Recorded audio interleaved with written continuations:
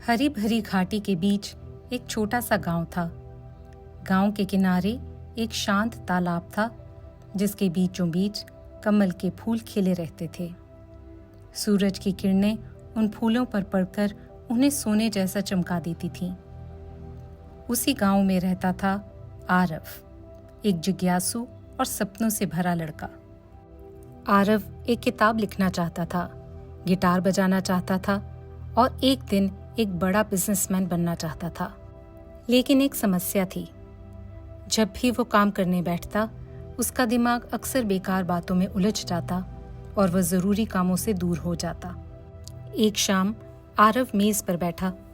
उसके सामने खाली कॉपी और कलम रखी थी। बस 5 मिनट बाद शुरू करता हूँ, उसने सोचा। 5 मिनट बीते। वह अचानक कबूतरों के बारे में पढ़ने लगा। अरे, ये चलते समय सिर क्यों हिलाते हैं? थोड़ी देर में उसने कहा, एक छोटा सा वीडियो देख लेता हूँ, फिर लिखना शुरू करूंगा। वीडियो के बाद दूसरा, फिर तीसरा, और जब घड़ी देखी, रात के 2 बज चुके थे। आरव ने उदासी से सोचा, शायद मैं किसी काम का नहीं हूं। अगले दिन हताश होकर वह तालाब किनारे बैठा था। तभी वहां गांव के एक वृद्ध भिक्षु टहलते हुए आए। उनकी चाल धीमी थी, आंखों में गहराई थी और चेहरे पर ऐसी शांति थी कि जैसे सारी दुनिया थम गई हो। भिक्षु ने मुस्कुराकर पूछा, क्यों उदास हो पुत्र? आरव ने आंखें झुकाकर कहा, गुरुजी, मैं सपने तो देखता हूँ, लेकिन जब काम करने बैठता हूँ तो दिमाग बहक जाता है। लगता है जैसे मैं निकम्मा हूँ। भिक्षु हल्का सा हंसे। तुम निकम्मे नहीं हो आरव, तुम्हारा दिमाग टूटा हुआ नहीं है। ये तो वही कर रहा है जिसके लिए इसे बनाया गया था, कठिनाई से बचने के लिए।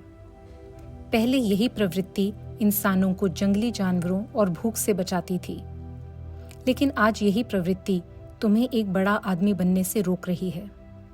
आरव ने उत्सुकता से पूछा, तो फिर मैं क्या करूं गुरुजी?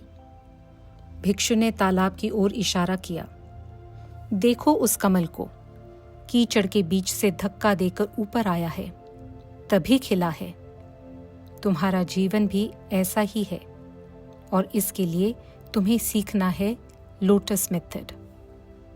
भिक्षु बोले, जब तुम्हारा दिमाग कहे चलो इंस्टाग्राम देख लें, तो उसे पकड़ लो, ठहर कर मुस्कुराओ और अपने आप से कहो, ये सिर्फ मन को भटकाने वाला विचार है, और फिर शांति से उसे जाने दो।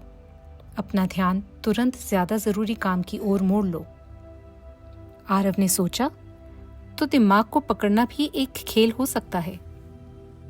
भिक्षु ने फिर कहा, काम को पहाड़ मत बनाओ। पूरे दिन की किताब लिखने की जगह कहो, सिर्फ 10 मिनट लिखूंगा। छोटे कदम दिमाग को धोखा देते हैं और वो विरोध नहीं करता। आरव हंस पड़ा। तो मुझे बस कॉपी खोलनी है और काम अपने आप शुरू हो जाएगा। इसके बाद भिक्षु आरव को तालाब के किनारे ले गए और उन्होंने कहा, देखो, जब पानी में कीचड़ होता है तो उसका प्रतिबिंब नहीं दिखता, लेकिन अगर कुछ देर शांति हो तो पानी साफ हो जाता है। मन भी ऐसा ही है। हर दिन 5 मिनट चुप बैठो और बस सांस लो। आरव ने पहली बार आंखें बंद की और सिर्फ सांसों को महसूस किया। उसे लगा जैसे मन का शोर धीरे धीरे कम हो रहा हो।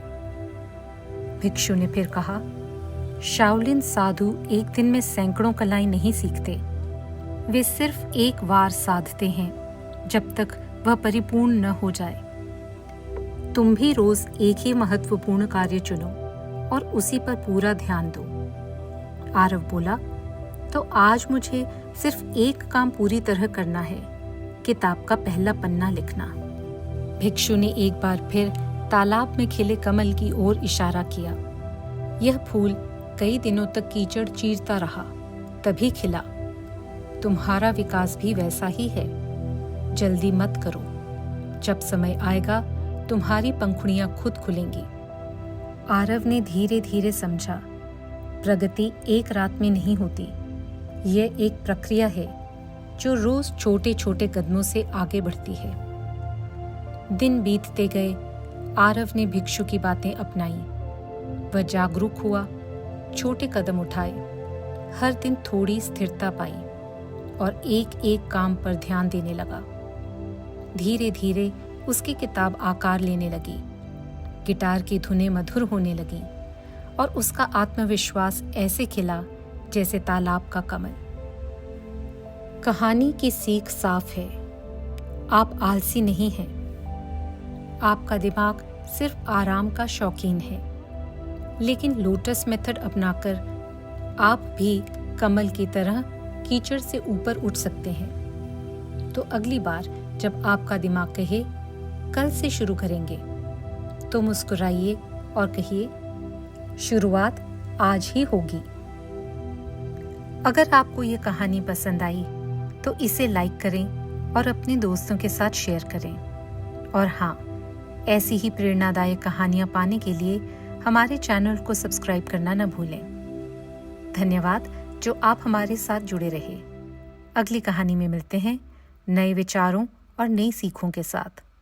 तब तक स्वस्थ रहें और शांत रहें।